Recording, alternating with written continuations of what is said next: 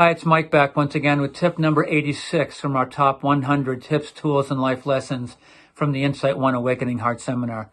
We're going to continue on the theme of you manifesting more of what you want in your life, but we're going to make a shift. The last number of tips and tools we went through had to do with manifesting more of what you want on the physical level, or more on that level of the kind of basic self, or maybe even the conscious self. These next set of tips are going to focus on more the high self. So how do you manifest more wisdom, more insight, more inspiration, more guidance as you go through life in terms of your sense of your heart's purpose and a sense of a higher purpose? And the way that we do that in Insight, or one of the ways that we do that in the Insight One seminar, is to build what we call a sanctuary.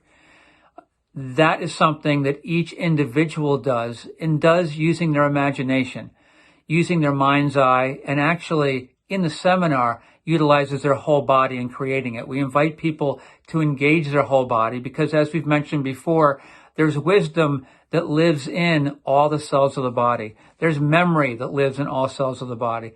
And so as we get busy creating these sanctuaries, each one different and unique to the individual, because one of the keys to the sanctuary is it needs to be the place where that individual feels most at home, feels most safe, most alive. And they have total range of creativity to create it wherever they want or create whatever they want. They can create it by the seaside, on a mountaintop, on the moon, on a cloud, underwater, by a stream, in a forest.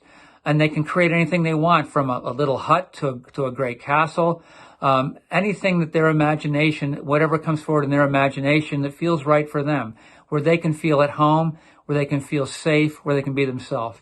And one of the things we create in the sanctuary is an entryway through which only they can enter, so that they know that when they're in there, they are entirely safe, and others can only come in upon their invitation.